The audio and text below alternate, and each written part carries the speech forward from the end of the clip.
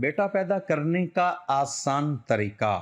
آج تک جس نے یہ طریقہ آزمایا اللہ نے اسے بیٹے سے نوازا۔ مہینے میں ایک خاص وقت ایسا بھی آتا ہے جس کا عورتوں کو ضرور خیال رکھنا چاہیے۔ اگر اس وقت میں عورت سے سنت کے مطابق ہم بستری بسم اللہ الرحمن الرحیم، پیغمبر انسانیت صلی اللہ علیہ وسلم کی بعثت سے قبل عرب میں لڑکی کی پیدائش پر مایوسی کا اظہار کیا جاتا تھا۔ کسی کے یہاں لڑکی پیدا ہونا برا شگون تصور کیا جاتا تھا۔ سب کے سب لڑکی کی پیدائش سے نالاں و ترساں رہا کرتے تھے۔ پیدائش دختر کو بدترین حادثہ سمجھا جاتا تھا۔ لڑکی کے پیدا ہوتے ہی باپ اس سوچ میں پڑ جاتا کہ کیسے اس بلا سے پنڈ چھوٹے، یہاں تک کہ نوزائیدہ جان کو زندہ درگور کر دینا بہتر فعل سمجھا جاتا تھا۔ اس ظالمانہ و سنگ دلانہ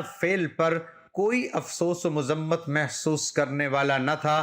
سب کے سب اس طرح کے فعل و عمل کو وجہ افتخار سمجھتے تھے۔ جب محسن انسانیت صلی اللہ علیہ وسلم نے یہ اعلان عرب والوں کے سامنے سنایا، قیامت کو بھول گئے جو ایسی حرکتیں کرتے ہو، اس دن اس زندہ درگور کی ہوئی لڑکی سے تمہارے سامنے پوچھا جائے گا، بتا تو کس گناہ میں قتل کی گئی تھی۔ اس طرح مظلوم بچی اپنے باپ کے خلاف ایک گواہ ہوگی تو ان کی آنکھیں کھلیں۔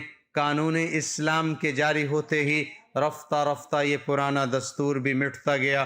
لوگ لڑکی کی پیدائش کو برا نہ سمجھ کر کچھ حد تک اچھا سمجھنے لگے۔ حضور نبی کریم صلی اللہ تعالی علیہ وسلم کی تعلیمات کے نتیجے میں لڑکی کو بھی اللہ کی نعمت سمجھا جانے لگا۔ دور حاضر میں ہم اور آپ اس بات کا مشاہدہ کر رہے ہیں کہ لڑکیوں کی پیدائش پر اظہار تعسف و مایوسی اور بیزارگی کا مظاہرہ کیا جاتا ہے۔ یہ سب نادانی اور ناسمجھی کی علامتیں ہیں، اس لیے کہ لڑکیوں کی صحیح تعلیم و تربیت کرنے والی، اچھے اخلاق و عادات سکھانے والی، سن بلوغت کو پہنچنے کے بعد ان کا نکاح کرنے والی باپ کو حضور نبی کریم صلی اللہ علیہ وسلم نے جنت کی بشارت دی، جیسا کہ حدیث شریف میں ہے۔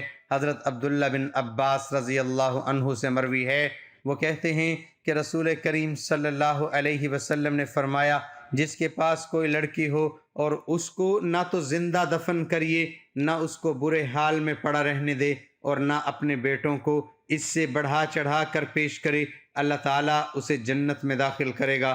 مشکات شریف۔ اس حدیث شریف میں اس بات پر توجہ دلائی گئی کہ لڑکیوں کو وبال جان نہ سمجھا جائے، ان کی پیدائش پر رنج و مال کا اظہار نہ کیا جائے، ان کی صحیح نگرانی اور خبرگیری پر جنت کی بشارت دی گئی ہے۔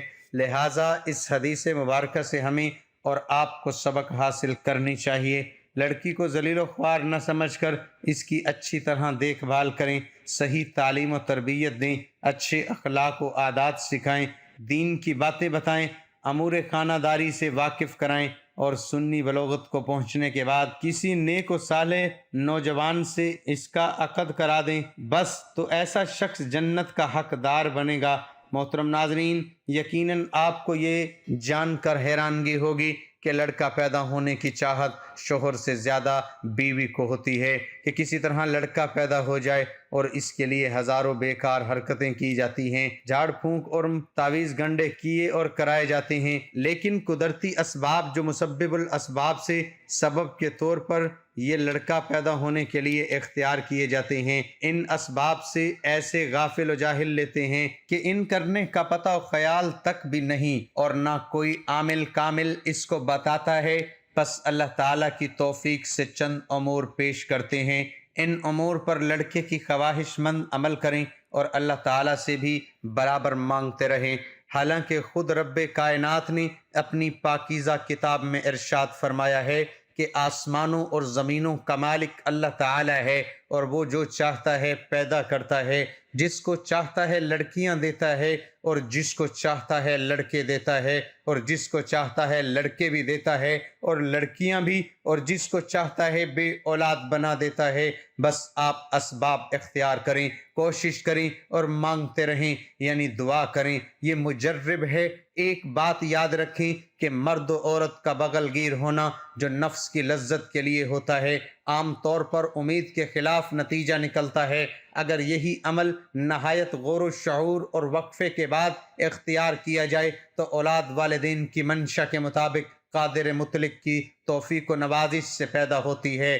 اس کے کچھ قواعد لکھے جاتے ہیں جن کی پابندی اختیار کرنے سے لذت حاصل ہونے میں بھی فرق نہیں آئے گا، اور امید ہے کہ آپ کی امید بھی پوری ہوگی۔ ان اسباب کو اختیار کریں، انشاءاللہ آپ کی مرادیں پوری ہوں گی۔ جیسا کہ ہم نے اوپر بتایا کہ سب اختیار کرنا انسان کا کام ہے، سبب اختیار کرنا انسان کا کام ہے، اور نتیجہ اللہ کے ہاتھ میں ہے۔ انہی سبب میں سے ایک سبب یہ ہے کہ مہینے میں ایک خاص وقت ایسا بھی آتا ہے جس کا عورتوں کو ضرور خیال رکھنا چاہیے۔ وہ وقت عورتوں کے لیے ایسا ہے جیسے جانوروں میں اس کی ماداؤں میں حرارت کا زمانہ ہوتا ہے۔ حیض سے فارغ ہونے کے بعد رغبت زیادہ ہوتی ہے۔ کچھ عورتوں کو یہ خواہش پورے ماہ بھی رہتی ہے۔ ایسی عورتوں کو اولاد نرینہ کا حمل جلد ٹھہر جاتا ہے۔ عورتوں کی یہ خواہش حیض کے بعد فوری طور پر رہتی ہے، پھر ایک ہفتے کے بعد اس کا اثر نہیں رہتا۔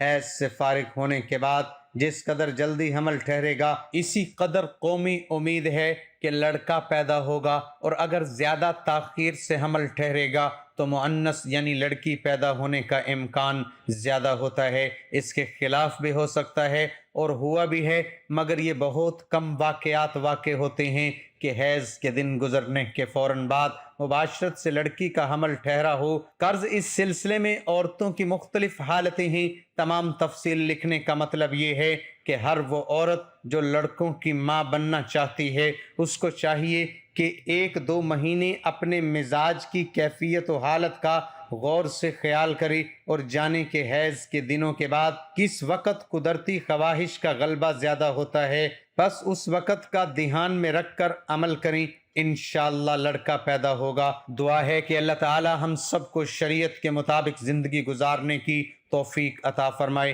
اور ہم سب کو 5 وقت کی نماز با جماعت ادا کرنے کی توفیق عطا فرمائے، اور ہم سب کو اچھے اخلاق والا بنائے، درگزر کرنے والا بنائے، معاف کرنے والا بنائے، اور ہم سب کو دین حق پر چلنے کی توفیق عطا فرمائے، اور ہمارا خاتمہ ایمان پر فرمائے، آمین ثم آمین۔ تمام حضرات کمنٹ باکس میں اللہ تعالیٰ کے 99 ناموں میں سے ایک نام ضرور ٹائپ کریں۔